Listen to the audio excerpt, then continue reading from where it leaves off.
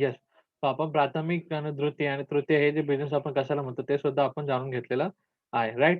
त्यात yes last सेशनमध्ये कोणाही काय डाउट वगैरे असेल तर यू गाईज कॅन तुम्ही विचारू शकता. आपण नेक्स्ट सिनारिओजकडे आपण बघूया. So see before going to the next scenarios आपण एक काम करून घेऊया. आपण एक या या मॅपकडे आपण बघूया. त्या मॅपकडे आपण बघितलं, तर ह्याच्यामध्ये जर आपण बघितलं, जर नीट आपण बघितलं, सी ह्याच्यावर आपला रिव्हर दाखवतोय. रिव्हर इथे असलेले आपण बघू शकतो, राइट? रिव्हर आपण इथे अशा प्रकारे असलेले आपण बघू शकतो, राइट?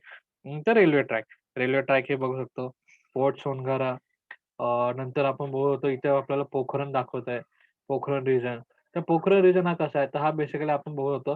तर बघा पोखरण आपण जर नीट पुस्तकामध्ये ऑब्झर्व्ह केलं तर सेटलमेंट आपल्याला दाखवलं. तर सेटलमेंट आपल्याला जास्तीत जास्त हे बघा इथे, इथे, इथे म्हणजे लोकवस्ती आहे जास्तीत जास्त लोकवस्ती आहे ही जास्तीत जास्त रोडाकडे किंवा छोट्याशा पायवाटाकडे असो ना, की रेल्वे ट्रॅककडे असो किंवा नदीच्या किनारी असो ना, त्या ठिकाणी आपल्याला जास्तीत जास्त लोकवस्ती असलेल्या आपण बघू शकतो. ठीक आहे. हिअर इज द थिंग आता हिअर इज द थिंग तेच आपण या पाठामध्ये बघणार म्हणजे या नकाशामध्ये आपल्याला ते दिसलेलं आहे. तर बघा या नकाशामध्ये आपण काय बघत आहोत? तर नकाशामध्ये आपण हेच बघितलेलं आहे, की लोकवस्ती जिथे-जिथे वस्ती आहेत, तिथे-तिथे आपल्याला पाणी किंवा रस्ता, लोहमार्ग नंतर लोहमार्ग, रस्ता किंवा नदी अशा प्रकारचे आपले जे काही गोष्टी अवेलेबल आहेत, त्या ठिकाणी त्याच्या आजूबाजूला आपल्याला जास्तीत जास्त लोकवस्ती असलेली बघू शकतो, राइट? आणि दुसऱ्या ठिकाणी जर आपण तिथे त्याच्या कोणत्याही गोष्टीची जर कमतरता असेल, म्हणजे जर पाण्याची कमतरता असेल किंवा लोहमार्ग तिथे नसेल, रस्ता नसेल, त्या ठिकाणी वस्ती एकदम खूप तुरळ किंवा नसलेली आपण बघतो. ज्याप्रमाणे इथं बघा, हा एरिया बघा. या एरियामध्ये आपल्याला नाही नदी भेटत, नाही रस्ता दिसत, ना काय दिसत. त्या ठिकाणी आपल्याला लोकवस्ती हे कमी दिसलेलं आहे. Right? So here is the thing आणि हा बेसरी पोखरणचा असल्या कारणाने थोडा वाळवंटित प्रदेश असलेला आपण बघू शकतो. तो आता पुढे बघूया. पुढे आपल्याला जर विविध विस्तारांचा विचार केला तर आपल्या लक्षात येते, की मानव वेगवेगळ्या नैसर्गिक परिस्थितीमध्ये वस्ती करून राहतो व तेथील निसर्गाशी जुळवून घेतो. निसर्गामधून असलेल्या स्थितीनुसार मानवी वस्तीचे आकृती बंध निर्माण होते व या पाठात मानवी प्रामुख्याने कोणत्या अंतर्मुख मार्गाने कारण अभ्यासणार आहोत. ठीक आहे. So यांनी they have said only one thing that they have said only one thing in this paragraph that humans can settle everywhere, anywhere or everywhere. They have already settled themselves everywhere and anywhere they can establish their settlement. But किंवा ते स्वतःचं त्यांचं एक अस्तित्व तिथे establish करू शकतात. कुठेही कुठेही हे बघितलं आणि या पाठामध्ये आपण त्याचं फक्त रिझन कोणत्या हेल्पने आपण करू शकतो ते आपण बघणार. बघा. So using the resources from the surrounding, the man constructed the house and started living in them. तर बघा, ह्याच्यामध्ये आपण बघायला गेलं तर ह्याच्यामध्ये आपण बघायला गेलं तर ही एक फर्स्ट लाईन ही खूप इम्पोर्टंट आहे. फर्स्ट लाईन खूप इम्पोर्टंट बघा, ह्याच्यामध्ये आपण सिम्पली बघू शकतो, जर आपण गावातले घरं बघितले आणि शहरातले घरं बघितले, तर मानव हा कसा आहे, तर मानव हा ज्या ठिकाणी असेल, मानव हा किंवा ह्युमन किंवा मानव किंवा माणूस हा अशा कोणत्याही ठिकाणी जर राहत असेल, परंतु तिथल्या ठिकाणी किंवा त्या ठिकाणी हां. त्या ठिकाणी जे काही वस्तू अवेलेबल असते, म्हणजे ज्या ठिकाणी तिथे नॅचरल रिसोर्सेस जसे-जसे अवेलेबल असतील, तशा-तशा ठिकाणी तो काय करतो, म्हणजे त्या-त्या गोष्टींचा तो वापर करतो. आता बघा, शहरातली लोकं असतील, तर शहरातले लोकं काय करणार, आपली घरं विटा, कौलांनी बांधणार. परंतु त्याच ठिकाणी जर गावातले लोकं असतील, हे काय करणार, तर गावातले लोकं घरामध्ये शेण सारवणार. गावातले लोकं लाकडाची घरं बनवणार, तर किंवा मातीचे घरं बनवणार. अशा प्रकारचे घरं बनवतात. This is the basic difference. हा एक बेसिक डिफरन्स आपल्याला असलेला आपण बघू शकतो. So the villagers made their houses with the help of the clay, mud and the cow dung. But in urban areas or in the cities areas, so we can see the house of the bricks. तर आपण BRICS and concrete तर ह्याचा आपण और concrete BRICS तर ह्याचा आपण basically houses आपण बघू शकतो. In the modern area of the science and technology, they have the people made the remarkable progress in the constructed the shelter. They have the build the skyscraper. Man is thinking to construct the colonies on the other planet and their settlement to future.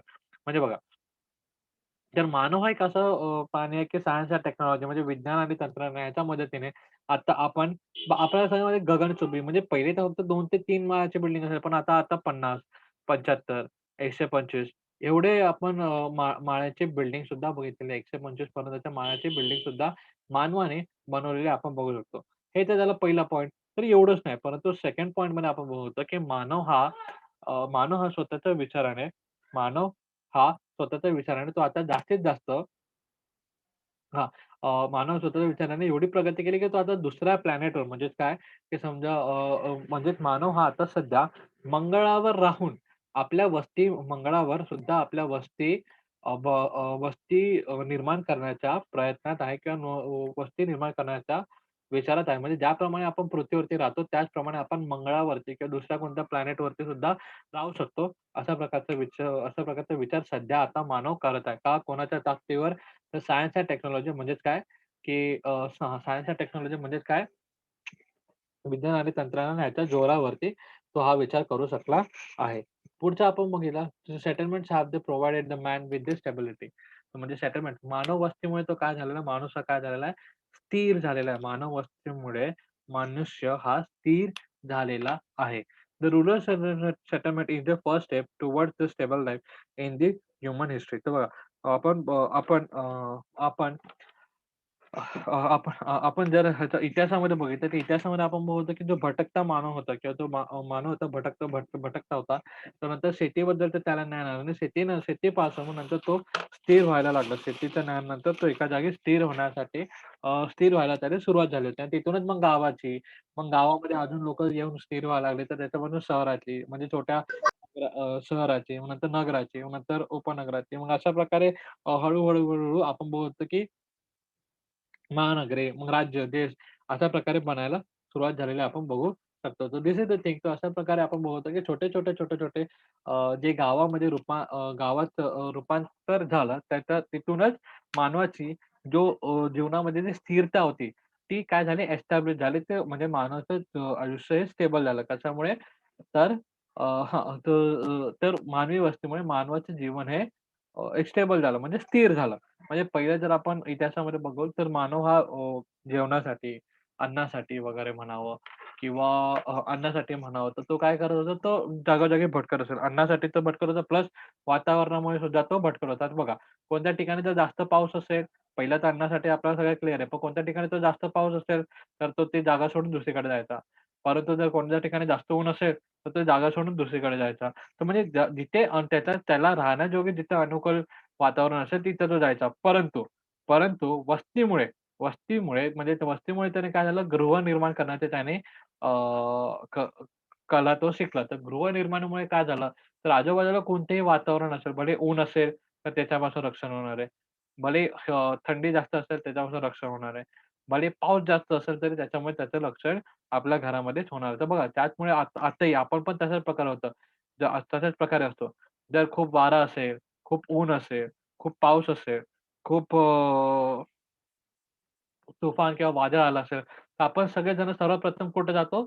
आपल्या घरामध्ये जातो. आपल्या घरामध्ये राहतो. भले सुरक्षित राहण्यासाठी. आपल्या घरामध्ये राहतो सुरक्षित राहण्यासाठी. तर दिस is the thing.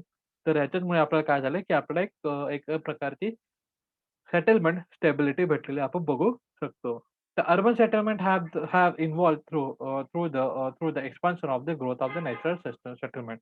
A certain way of life is preserved in the rural settlement. Increase in the population of the rural settlement is being for the urbanization. The life of the urban settlements is more dynamic. They are the large scale economical or correlation between the rural and the urban settlement. The day-to-day food requirement of the urban population is fulfilled by the rural settlement. The modernization, science and technology leads the transformation of the both types of the settlement. म्हणजे बघा आणि काय okay तर आपण त्याच्यामध्ये काय बघू शकतो तर बघा या तर आपण बोलतो वस्तीमुळे मानवाला स्थिरता निर्माण होते. वस्ती ही मानवी संस्कृतीच्या स्थैर्याची पहिली पायरी आहे. ग्रामीण वस्ती ही मानव स्थिरताची पहिली पायरी आहे. नंतर ग्रामीण वस्तीचा विकास व वाढीतूनच ग्रामीण विकास व वाढीतूनच लोकवस्ती निर्माण और नगरी वस्ती निर्माण झालेली आहे. ग्रामीण वस्त्याच्या संस्कृती जतन करतात. ग्रामीण वस्त्या या संस्कृतीचे जतन करतात. परंतु ग्रामीण लोकसंख्येची वाढ ही नगरीकरणाची सुरुवात आहे. बघा, ग्रामीण वस्त्या ही संस्कृतीचे जतन करतात हे बरोबर आहे. परंतु ग्रामीण लोकसंख्येची वाढ ही नगरीकरणाची सुरुवात असते. नगरी वस्त्या ही मानव जीवनातील गतिमान अ, गत अ, गतिमा अ, गत गतिमानता वाढवतात. नागरी व ग्रामीण लोकवस्तीतील आर्थिक सहसंबंध मोठ्या प्रमाणात असते. नागरी लोकसंख्येचे दिनोदिन अन्नाची गरज ही कोणामुळे पूर्ण होत असते, तर ग्रामीण वस्तीमुळे पूर्ण होत आहे. व ग्रामीण व नगरी वस्त्यांची कालापालट, आधुनिकता व तंत्रज्ञान व विज्ञान तंत्रज्ञान ह्याच्या आधाराने होत असते. म्हणजे बघा, बेसिकली त्यांनी एवढंच बोललेलं आहे. ह्याच्यामध्ये फर्स्ट पॉइंट हाच आहे, की विलेज इज दी विलेज हे काय आहे, तर एक कल्चर होल्डिंग करणारं आहे. म्हणजे विलेज काय आहे, म्हणजे ग्राम आहे कसं आहे, तर संस्कृती जतन करणार आहे. परंतु ग्राममध्ये जर म्हणजे ग्राममध्ये जर एखाद्या गावामध्ये जास्तीत जास्त लोकं राहायला येत असतील, तर त्याचं हळू तालुका किंवा मोठ्या ह्याच्यामध्ये रूपांतर होऊन जातं. राइट. तर त्यालाच आपण काय रूपांतर होऊन जातं आणि त्यांच्या अ, हां. तर त्याचे जे अन्न म्हणजे त्या गावातले किंवा त्या शहराचे अन्नाची जी गरज असते, ते त्याच्या आजूबाजूला असलेले जे गाव आहेत, हे पूर्ण करायचं आणि ह्याच्यामुळे काय होतं, त्याच्यामुळे त्या शहर आणि त्या गावात ह्यांच्यामध्ये काय निर्माण होऊन जातो, एक को रिलेशन्स किंवा त्याला आपण अ, काय पालट किंवा एक गरजेपुरती निर्माण झालेले एक संबंध आपण को-रिलेशन आपण बेसिकली इथे बोलू शकतो आणि निर्माण होतोच, राइट. कारण ज्याप्रमाणे आपण ऑलरेडी मागील सेशनमध्ये आपण काय बोललो होतो, की मोठा एखादा नगर असेल, तर मोठ्या नगरामध्ये सेकंडरी आणि टर्शरी म्हणजे द्वितीय आणि तृतीय जे व्यवसाय करणारे जे लोक हे जास्तीत जास्त असतात. परंतु प्रायमरी म्हणजे काय प्राथमिक व्यवसाय करणारे लोकं आहेत तिथे कमी असतात, राइट. पहिली गोष्ट ही अर्बनायझेशन मधली म्हणजे मोठ्या शहरामध्ये असते. परंतु गावामध्ये काय होतं, की गावामध्ये प्राथमिक व्यवसाय करणारे लोकं जास्त असतात आणि सेकंडरी आणि टर्शरी करणारे लोकं कमी असतात. ते लोकं काय करतात, तर आपल्या प्राथमिक व्यवसायापासून उत्पादन जे काही निर्माण झालं असेल, ते शहराकडे पाठवतात आणि शहराकडून त्या मोबदल्यात पैसा वगैरे ते घेत असतात, राइट. सो पैसा वगैरे घेत असतात. तर धिस इज द थिंग. ते आपण बोलू शकतो, राइट. सो आता आपण नेक्स्ट सिनेरिओकडे बघूया. आता आपण इथं दाखवलेलं आपल्याला वस्तीबद्दल. आता आपलं 2 वेगवेगळ्या वस्तीबद्दलचं रिलेशन कसं असतं, 2 वेगळ्या वस्ती काय असतात ते आपण बघितलेलं आहे. बघा, पुन्हा मी एकदा हे करतो रिवाइज करतो. फर्स्ट थिंग आपण काय बघितलेलं आहे, मानवी वस्तीचे importance, importance of the settlement. Second what we have seen, how does the settlement happen म्हणजे कशाप्रमाणे वस्ती एस्टॅब्लिश झाल्यात ते आपण बघितलं. थर्ड पॉइंट आपण हे बघितलेलं आहे, की वस्तींचं कायापालट कसं होतं ते आपण बघितलं आणि चौथं आपण बघितलेलं आहे, की व्यवसायच आपण बघितलेले आहेत. प्राथमिक, द्वितीय आणि तृतीय व्यवसाय आपण बघितलेला आहे. फिफ्थ आपण आता बघितलेलं आहे, जस्ट आपण बघितलेलं ते आहे, की 2 वस्ती कशाप्रमाणे एकमेकांवरती अवलंबून आहेत ते आपण बघितलेलं आहे. आता आपण बघूया, की टाइप्स ऑफ वस्ती. तर टाइप्स ऑफ वस्तीमधलं आपण फर्स्ट वन बघणार आहोत, की येस. टाइप्स ऑफ वस्तीमध्ये आपण फर्स्ट वन बघणार आहोत that is called as the just give me moment scattered settlement. तो पहिला आपण बनवतो scattered settlement. So let's talk about this scattered settlement. Yeah. Yeah. So settlement. In scattered settlement, the house are the view and the few and the far from the each other. Generally, such settlements are found in the areas of high relief, dense forest, grassland, and hot desert, and extensive agricultural land. म्हणजे बघा, त्यांनी काय बोललं तर scattered settlement characteristic बघूया. The distance between the scattered settlements can be clearly seen. These settlements are the limited population in the small hamlet or padas or wadi. The facilities and services in these settlements are not adequate. These are the settlements are closer to nature and they are free from population. This depends on the centrally located village for their day-to-day requirement. Day-to-day requirement. म्हणजे बघा, ह्याच्यामध्ये आपण एक शब्द आपण नक्कीच ऐकला असेल. आता सध्या आपण कल्याणमध्ये राहतो, तर आपण वाडी म्हणजे हनुमानवाडी किंवा आपण बोललो बेसिकली गणेशवाडी. हे जे शब्द आपण नक्की ऐकले. नंतर पाडा, तिसगाव पाडा अशा प्रकारचे नाव आपण नक्की ऐकले. आता कल्याणमध्ये आपण राहतो म्हणून कल्याणमधले हे 2 गोष्टी आपण बोललेलो राइट. तर स्कॅटर सेटलमेंट म्हणजे त्याला काय आपण बोलत होतो, विखुरलेली वस्ती. विखुरलेली वस्ती कशी असते? तर या पिक्चरमध्ये दाखवल्याप्रमाणे विखुरलेली वस्ती म्हणजे स्कॅटर सेटल म्हणजे एखादा घर हा दुसऱ्या घराच्या खूप लांब असतो. एखादा घरा दुसऱ्या घराचं खूप लांब असतं आणि ते कुठे असतात बेसिकली तर ते आपल्या शेतीत असतात. म्हणजे शेतीमध्ये असतात. म्हणजे त्यांची जिथे-जिथे शेती असते तिथे-तिथे आपले घरं करून राहतात. बरोबर. शेतीमध्ये असतात किंवा गावाच्या बाहेर जंगलामध्ये गावाच्या बाहेर जंगलामध्ये ते लोक त्या लोकांचे घर असलेलं आपण बघू शकतो. तर स्कॅटर्ड वस्ती म्हणजे विखुरलेली वस्ती स्कॅटर्ड सेटलमेंट किंवा विखुरलेली वस्ती जी असते ती बेसिकली कुठे असते? गावाच्या बाहेर किंवा जंगलाच्या असतात. तर हे वस्तीचं विशेषण काय? त्याचं वैशिष्ट्य आपण बघितलेलं. तर विखुरलेल्या वस्तीचे अंतर स्पष्टपणे आपल्याला पाहायला मिळतं. तर we can easily see the distance of these 2 houses इन this scattered settlement म्हणजे या स्कॅटर्ड सेटलमेंटमध्ये आपलं हे जे डिस्टन्स आहे ते आपण नक्की बघतो. बट का अशा प्रकारचे आपण जागा, अशा प्रकारचे काही जागा किंवा अशा प्रकारचे वेगवेगळे घरं आपण शहरात बघू शकतो का? Answer is no. शहरामध्ये आपण बघत नाही. फक्त आणि फक्त असा जेव्हा 2 किंवा 3 किंवा अधिक घरं हे एकमेकांपासून बऱ्यापैकी लांब असतात, तर त्या वस्तीला आपण स्कॅटर्ड किंवा विखुरलेली वस्ती असं बोलतो. पहिला पॉइंट आहे. दुसरं पॉइंट आहे, की विखुरलेली वस्ती ह्याच्यामध्ये सर्व्हिसेस सर्व्हिसेस म्हणजे काय आपण बोलतो, की जे काही अ, म्हणजे लोकसंख्या मर्यादित सोयी-सुविधा व सेवा ही उपलब्ध नसतात. त्या ठिकाणी सेवा उपलब्ध नसतात. म्हणजे पाण्याची सेवा तिथं व्यवस्थित उपलब्ध नसते किंवा पाण्याची सेवा तिथं व्यवस्थित उपलब्ध नसते किंवा दुसरे जे सुखसोयी असतात, रस्ता वगैरे हे तिथं उपलब्ध नसतात. का?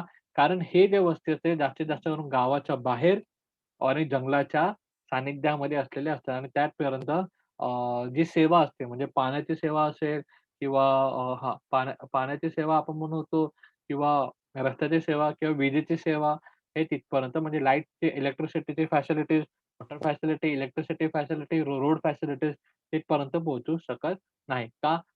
तिथपर्यंत पोहोचेल. लोकसंख्या कमी आहे. तिथपर्यंत पोहोचू शकणार. हा एक सेकंड पॉइंट झाला. नंतर पॉइंट आहे, की परंतु या वस्तीमधला एक सर्वात बेस्ट पॉइंट असा आहे, इथे पॉप्युलेशन म्हणजे प्रदूषण हा खूप कमी असतो. पॉप्युलेशन प्रदूषण खूप कमी असतं. कारण हे जंगलात आणि गावाच्या बाहेर असतात. परंतु ह्यांचा एक ड्रॉबॅक पण असा आहे, की ह्यांना छोट्याच्या छोट्या गोष्टीसाठी म्हणजे या वस्तीतील लोकांना म्हणजे विखुरलेल्या वस्तीतील लोकांना म्हणजे स्कॅटर्ड सेटलमेंटवाल्या पीपलला त्यांना म्हणजे तिथल्या लोकांना प्रत्येक एक छोट्याच्या छोटी गोष्टीसाठी त्यांना गावावरती डिपेंडंट राहावं लागतं किंवा ज्या गावाच्या किनारी किंवा जे गावाच्या बाजूला ते असते, त्या गावावरती त्यांना डिपेंड राहावं लागतं. तर हे काही वैशिष्ट्य आहे त्यांच्या. आता आपण बघूया तर दिस इज द स्कॅटर्ड सेटलमेंट. आता आपण बघूया पुढचं that we called as the nucleated settlement. So these settlements are generally close to the water sources like brooks, rivulets, river lakes, or reservoirs, etc. In the desert of Rajasthan, we found nucleated settlement nearly a source of water and the fertile plains, transport as a mining centers, commercial centers often lead to the development of these types of settlement. Besides these reasons, the defense, health, education, and the other societal religion factors can also give the rise to the nucleated settlement. आता nuclear सेटलमेंटच्या आपण characteristic बघूया. Yeah. So in this settlement, the houses are very close together. Social services are available in this settlement. These are and this settlement develop in the certain place over the certain periods of time, and they attain the parts or particular shapes. The roads are narrow in the old parts of this settlement and odd parts of the settlement. And the people from different castes, religion, race, ideologies live together in this settlement, and hence they have the better social life. म्हणजे बघा, ह्यांच्यामध्ये आपण ह्यांच्यामध्ये आपण बोलतोय nucleated settlement. Nucleated settlement म्हणजे काय आपण बोलूया केंद्रीय वस्ती. तर केंद्रीय वस्ती आपल्याला कुठे-कुठे बघायला भेटते? तर ज्या ठिकाणी पाण्याची उपलब्धता जास्त आहे, पहिली गोष्ट आहे. ज्या ठिकाणी आपल्याला अ, अ, म्हणजे ज्या ठिकाणी फॅक्टरीज वगैरे कारखाने जिथे उपलब्ध असतील तिथे. बघा, कधीही बघाल कधीही बघाल तर आपण बघा मुंबईमध्ये कारखाने जास्त आहेत, म्हणून मुंबईच्या आजूबाजूला लोकं राहणारे सुद्धा जास्त आहेत. एखादी नदी आहे, नदीमध्ये पाणी जास्त आहे, तर त्याच्या आजूबाजूला राहणारे लोकं सुद्धा कसे आहेत, जास्त आपण बघू शकतो. तर हे बघा, ह्याच्यामध्ये हे डिफरन्स आहे. तर त्याच्या या वस्तीमध्ये काय होतं, तर what happen in this settlement, what happen in this area और इन दिस सेटलमेंट तर काय एक्झॅक्टली काय होतं? तर बघा, या ठिकाणी सोर्स अवेलेबिलिटी जास्त असल्या कारणाने म्हणजे जास्तीत जास्त पाणी किंवा जास्तीत जास्त रोजगार उपलब्ध असल्या कारणे तिथे लोकं म्हणजे दुसऱ्या राज्याचे का असो किंवा दुसऱ्या धर्माचे असो किंवा दुसऱ्या राज्यातले किंवा म्हणजे दुसऱ्या तालुक्यातले का असो किंवा दुसऱ्या ठिकाणाचे काही लोकं असो, ते सगळेजण एकत्र येऊन तिथं राहायला लागतात आणि ते आणि तिकडे राहायला लागतात. तर जेणेकरून त्यांना त्यांचं काम किंवा त्यांना त्यांचं जे ज्या कारणासाठी ते तिथं राहायला आलेले आहेत, तो कारण साध्य होण्यासाठी ते तिथे जवळ-जवळ घर करून राहावं लागतात. बघा, जवळ-जवळ घर करून राहावं लागतं. कारण फॉर एक्झाम्पल बघा, जर एखाद्याचा कारखाना इथं असेल, तर तो बेसिकली तो काय करणार, त्या कारखान्याच्याच आजूबाजूला तो घर करणार. असं थोडी आहे, की कारखाना इथे आणि तो राहणार एकदम म्हणजे मुंबईला कारखाना आहे आणि तिथं मुंबईला काम करणारा व्यक्ती हा नाशिकला राहील. अशा प्रकारची कुठेही गोष्ट नसते. तर तो काय करणार, तर मुंबईतला लोक आहे, तर मुंबईच्या कारखान्याच्या बाजूलाच तो काय करेल, आपलं घर बनवेल आणि तिथेच तो राहायला प्रयत्न करेल, राइट? तिथेच तो राहायला प्रयत्न करेल, राइट? आणि जर समजा जर नदी असेल, तर नदीच्या आजूबाजूला जे घर असेल, तर तिथून सहज पाणी मिळावं यासाठी तो नदीच्या जवळ तो घर बनवेल. तर अशाच प्रकारचे सीन असतात आणि ह्या कारणामुळे आणि ह्या विचारसरणीमुळे किंवा या रिझनमुळे एक न्यूक्लिअर सेटलमेंट्स किंवा आपण केंद्रीय वस्ती निर्माण झालेल्या आपण बघू शकतो. केंद्रीय वस्ती निर्माण झालेल्या आपण बघू शकतो. म्हणजे म्हणजे काय, की ती जास्तीत जास्त एकाच ठिकाणी कॉन्सन्ट्रेट झालेली असते. जास्तीत जास्त एकाच ठिकाणी कॉन्सन्ट्रेट झालेली असते. म्हणजे बघा, फॉर एक्झाम्पल आता समजा की नदीचं पाणी आता ही नदी आहे, ओके. पण नदीच्या आजूबाजूला आपल्याला जास्तीत जास्त लोकं राहताना दिसतात. परंतु जसं आपण नदीच्या लांब जाऊ, तसं तिथे लोकं कमी राहायला लागतात किंवा आपल्याला लोकवस्ती तिथं कमी सापडते.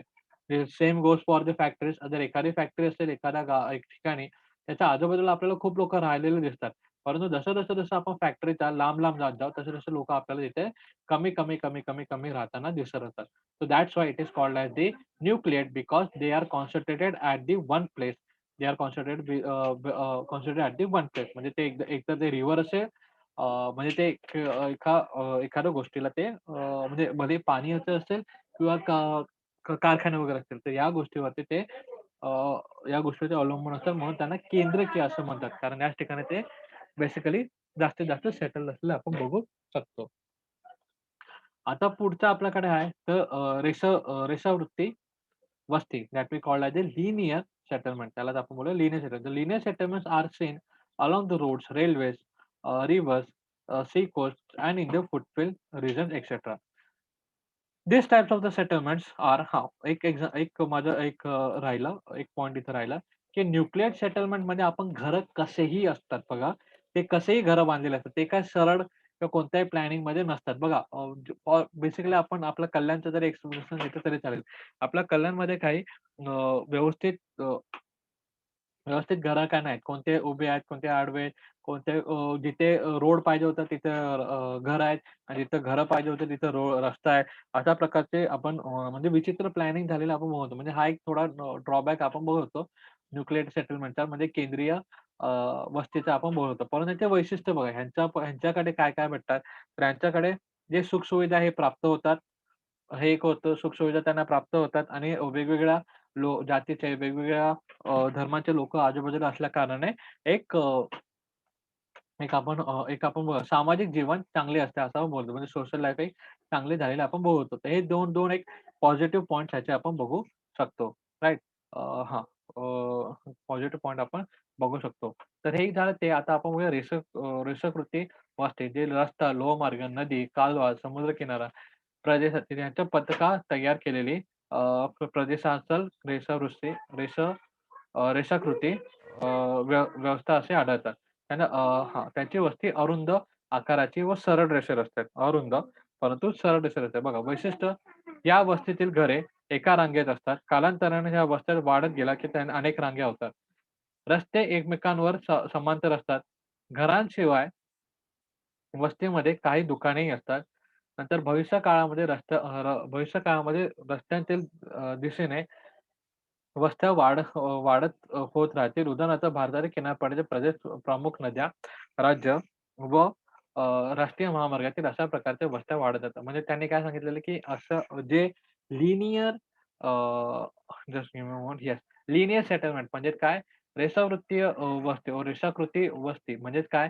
ते एखादं रिव्हर असेल किंवा एखादी रोड असेल किंवा एखादा रेल्वे मार्ग असेल, तर त्याच्या आजूबाजूला आपल्याला नेहमी घरं दिसत असतात. आजूबाजूला नेहमी आपल्याला घरं दिसतात आणि ते काय असे नाही वाढत. They don't increase like this. They actually increase like this. ते असे पुढे-पुढे जात असतात. ते असे अ, म्हणजे म्हणजे दूर-दूर म्हणजे ते रिव्हर किंवा रस्ता किंवा लोहमार्ग यांच्या दूर न जाता ते त्यांच्या सलग वाढायची कोशिश करत असतात. त्यांच्या दूर न जाता त्यांच्या सलग वाढण्याची ते कोशिश करत असतात. राइट? आणि ह्याच कारणामुळे ह्यांना लिनियर असं सेटलमेंट म्हणतो. म्हणजे रेषावृत्ती म्हणजे काय, की जर आपली नदी जर बघा फॉर एक्झाम्पल जर नदी अशी जात असेल आणि अशी घेऊन ते परत अशी वाहत असेल, तर जी वस्ती आहे, वस्ती सुद्धा अशी वाढणार, परत अशी घेणार, असे घेऊन ते पुन्हा अशा प्रकारे ते वाढणार. Right? So this is the thing. This is the thing. आता जर त्याच नदीच्या जागी जर आपण लोहमार्ग घेतला, लोहमार्ग जसा-जसा वाढेल तशाप्रमाणे ती वस्ती सुद्धा वाढेल. ज्याप्रमाणे जर आपण मुंबईमधून लोकलद्वारे जर आपण सी पासून जर सी पासून जर कल्याणपर्यंत किंवा ठाण्यापर्यंत जरी आलो, तरी आपण बघू शकतो की प्रत्येक म्हणजे त्या लोहमार्गाच्या आजूबाजूला वस्ती असलेल्या आपण बघू शकतो. म्हणजे तिथे लोक राहतात आहे, अशा प्रकारे आपण बघू शकतो. राइट? हां, हां. इव्हन दो दिवासारख्या जागेमध्ये सुद्धा आपण बघू शकतो की बरोबर त्या रेल्वे रुळाच्या आजूबाजूला लोकं राहतात आहे. हां, काहीसा थोडासा प्रदेश आहे जिथं पाणी असल्या कारणाने लोकं तिथं राहत नाही. म्हणजे देवाच्या स्टेशनला बोलते. देवाच्या पुढे जर आपण आलो तर. परंतु ते पाणी संपल्यानंतर पुन्हा त्याच्यानंतर पुन्हा एकदा वस्ती चालू झालेली आपण बघू शकतो. म्हणजे त्यालाच आपण तशा प्रकारच्या वस्तीलाच आपण रेखावृत्तीय वस्ती म्हणजेच काय लिनियर सेटलमेंट असं आपण म्हटलेलं आहे आणि त्याचे वैशिष्ट्य काय? So they are large in number, first of all. The houses are settlements are along with the single line. They always settles in the single line. And if suppose the population is more, then it settles and they made this another line.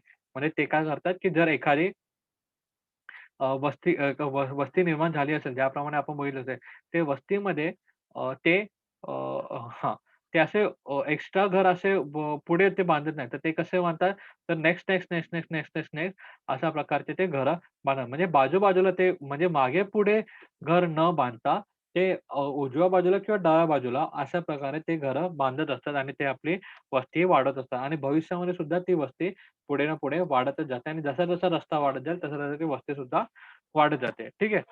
So this is the thing. तर हे अशा प्रकारे आपण बघितलेलं आहे and this is all about the linear settlement आणि ते linear settlement आणि हे काही बेसिकली प्लस पॉइंट्स आहेत त्याचे आणि ह्याच्यात सुद्धा आपल्याला वेगवेगळ्या प्रकारचे लोकं आजूबाजूला राहताना आपण बघू शकतो. ह्याच्यामध्ये सुद्धा सोशल लाईफ ही चांगली असते. सामाजिक जे जीवन आहे ते चांगलं असतं.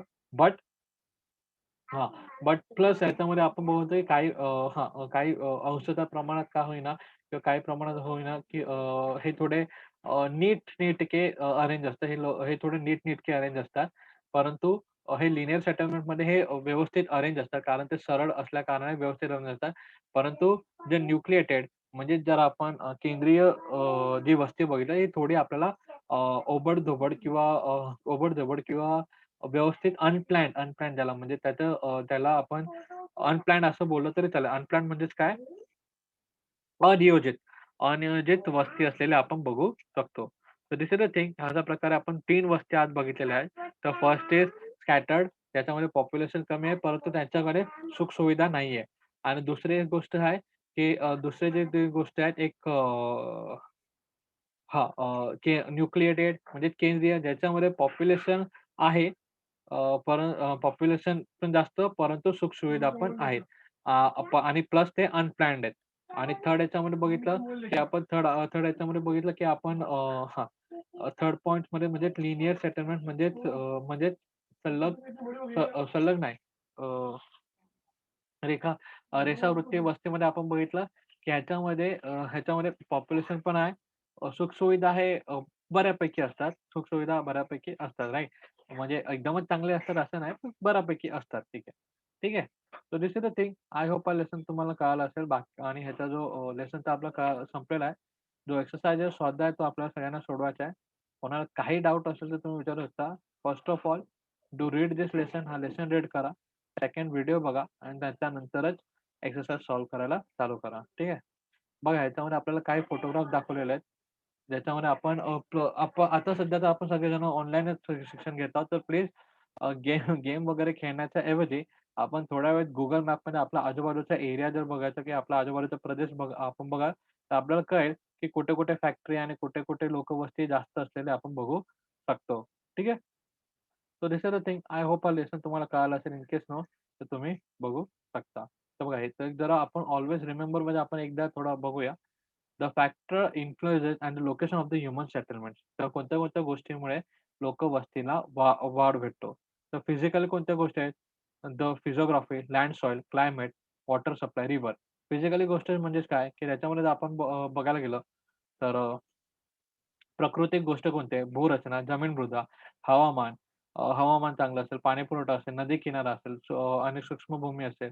या ठिकाणी म्हणजे बेसिकली शेतीपूरक शेती शेती करण्यासाठी किंवा प्राथमिक व्यवसाय करण्यासाठी जे काही नैसर्गिक रचनांची ज्याची गरज असते ती जर असेल तर त्या ठिकाणी आपण वस्ती करत असतो. त्यालाच आपण बोलतो प्राकृतिक.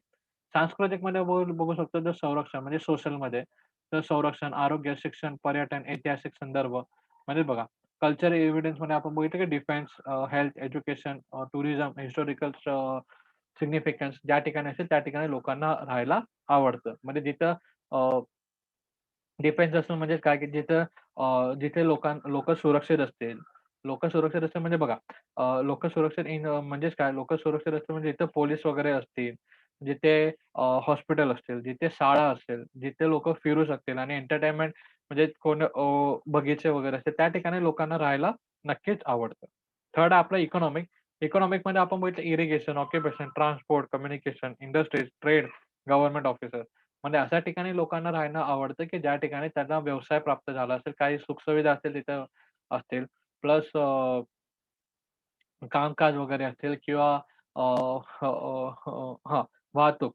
वाहतूक वगैरे जिथं प्राप्त असते, त्या ठिकाणी लोकं जास्तीत जास्त राहायला पसंत करतात. आणि ह्या तिन्ही गोष्टी जिथे फुलफिल होतात, तिथे लोकं तिन्ही गोष्टी ना, या तिघांपैकी कोणतीही गोष्ट जिथं फुलफिल होत असेल, म्हणजे प्राकृतिक गोष्टी जर फुलफिल होत असेल, तिथे लोकं राहतात. सांस्कृतिक गोष्टी फुलफिल होतात, तिथे लोकं राहतात. आर्थिक घटक फुलफिल होत असेल, तिथे लोकं राहतात. म्हणजे लोकवस्तीसाठी हे हे जे काही घटक आहेत 6 5, 11 प्लस 6 हे 17 घटक तिथे 17 घटक तिथे असतात. ठीक आहे.